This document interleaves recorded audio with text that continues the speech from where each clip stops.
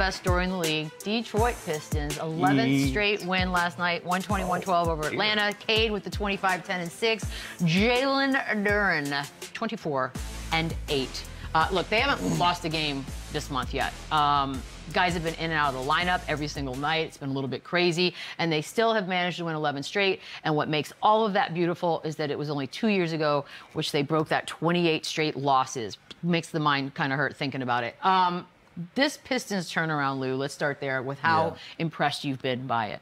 Really impressed, and it starts with Cade Cunningham. I watched this game last night, and the Hawks were doing everything they could, from going on 12-0 runs to an 8-0 run, constantly getting themselves back into this game, and every time they got close, Cade Cunningham closed the door, making big shots, attacking the rim in the mid-range, using his body like this one right here. This is 108, 106. This is a Hawks on an 8-0 run right there on that shot, and he quiets the crowd. He's been tremendous. And as a team, they had 5 guys in double figures last night, and that's what they're going to need. They're going to win by a collective, and when you obviously have a star at the helm of that, and to have other guys step in and have big nights as well, that was great for the Detroit Pistons, especially on the back-to-back. You know, and when you have a guy like Cade Cunningham that can score, that can get to his spots, that can use his body to get there, and have a team have 28 assists, it's going to be hard to beat that type of team. So it's no surprise to me that they haven't lost a game in the past month or so, but a very impressive basketball team so far in this season. Yeah, this has got to be the story of the year, right? 13-2, the top of the Eastern Conference, and it starts with Cade Cunningham and J.B. Bickerstaff. And you know how I feel about J.B. Bickerstaff. He got a raw end of the deal in Cleveland. Obviously, last year they had a spectacular year. Atkinson wins Coach of the Year. That team, though, had a lot more talent. That team had a lot more pieces. You look at this Pistons team, it's Cade Cunningham, and it's a bunch of dogs that just play hard, that defend, at the second defensive rating in the NBA. They play extremely hard. They're still missing Jaden Ivey, who ideally is their second option, their second best player, but Jalen Duren is an absolute man-child. I think he just turned 22 years old. Crazy. And then they have a bunch of guys like Jenkins, Duncan Robinson, Thompson, Isaiah Stewart. They just have a bunch of hard-nosed dudes. I know J.B. Bickerstaff just enjoys coaching. They listen. They're unselfish. And when you have a closer like Cade Cunningham, you play that hard for 46, 47 minutes, you're going to be in every game. Put the ball in Cade Cunningham's in at the end of the game and let him finish the game just like he did last night. So this team is super impressive. They do it all. They're not going to blow you away with talent, which is even more impressive to me, because you look at the Eastern Conference, look at the Knicks roster, look at Philly's roster, look at Milwaukee's. On paper, this team's nowhere near that, and that means nothing, because they just go out there and they play hard, and they have Cade Cunningham. Yeah, the only thing that worries me about Detroit is their bench and their bench scoring. They have guys that can defend coming off the bench, but they don't have a lot of guys that can score that basketball. And if you're a dynamic team like a OKC or one of these other teams that are deep, that can go into your bench and get a lot of production deep in that season, that's going to be something that can hamper you. So far, they're top-heavy, but it works for them. But I would like to see them get more out of their bench. If they can shore that up, if they can clean that up some, I think this is one of the teams that can possibly finish 1 or 2 in the East if they do that. And what I like, it's guys like Javonte Green. It's guys like Ron Holland. It's guys like this Dennis Jenkins, who out of St. John. Like, Dennis Sanity. It's ridiculous, the development and just how hard these guys play and how well they defend, and they switch everything. They get out, they get under, like they're so physical. So it's super impressive, because again, a lot of times teams just stack their roster. Look at the Clippers right now, like on paper, like talent and names. Oh my this goodness. team is the opposite, and they are running away with the Eastern Conference. It's also 2 years ago. That was the worst run Coach ever. of the Year, J.B. Bickerstaff. It's a pretty cool turnaround, and to also not have been sort of contaminated by that season and just throw it away. And you should have a most improved for teams. For a team, right?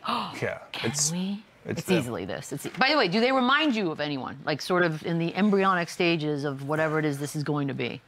Honestly, I've never seen, and it's early, it's 15 games in, but I've never seen a team where, with not that much talent, be so successful. And again, I think when you have a coach that instills that in you, and you just believe and you just play hard, I feel like it's half the battle in the NBA now. And these guys, no matter what, shots are falling, you're still going to get stops. Like I said, I think they're 2 in defensive rating, they're 2 in steals, they're active, they're athletic, they force you to speed up. So even when they're having a poor offensive night and it's a low 90s scoring type game, the Detroit Pistons are probably going to be favored in that game, because they play harder and they defend better than you.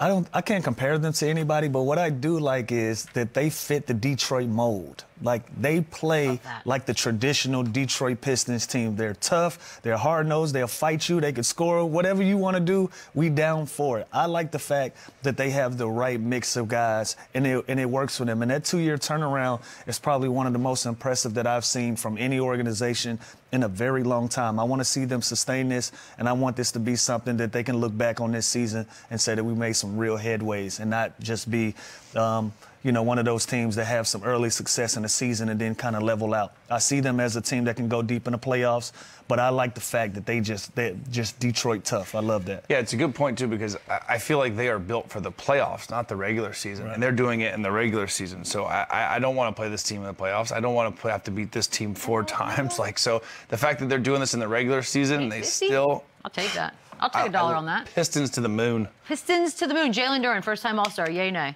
Yes, their record, and he's averaging 21 and 12, All-Star. And that's how you quickly make sure you touch on that. He might be on 28 Olympic team the way he's playing. Oh, here we go. It's the whole USA. meeting. Nope. USA. We're gonna take a quick break. Us by is not there a lot. Like, you look up like how many points they beat us by in those 7 games. Not that much, but I just think that they're a team that kind of took our kind of build, right? With the 2 bigs, we was doing the 2 bigs for the longest with Giannis and Brook in the starting lineup. They kind of took that and kind of ran with it a little bit. But at the same time, man, they're a good team, dynamic team, moves the basketball, great chemistry. There's something to say with teams that's played together for a while, right? You have 3 or 4 or 5 or 6 guys that's been on the team with each other 4 or 5 years, and now the chemistry is starting to come together. So there's a thing to say about chemistry in team sports. We're a team that hasn't been together, still trying to figure it out, still trying to figure out what this guy does, what he does every day, and things like that. So definitely don't like that we've lost to them 7 times, but at the same time, it's so much season left that we have a chance to play those guys 2 more times to try to get it right. I saw something funny in that game, though. Evan Mobley launched a full-court shot with 10 seconds left on the clock. I got a free rebound off that. Yeah, you got a free rebound, and you ended up getting the attempt after that. Were you confused? What happened? Hey, what's crazy is when he shot it, I looked at the shot clock and was like, yo, what?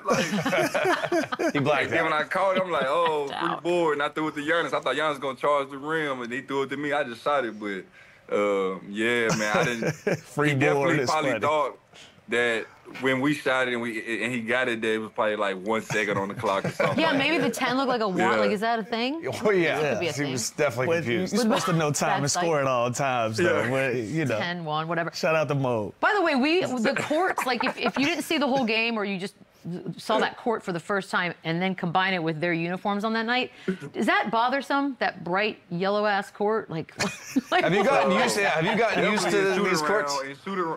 When we pulled up the shoot around, I was like, dang, they rocking this today. Like, they gotta be feeling good against us. You know what I'm saying? Like, for real, somebody just rock those type of jerseys.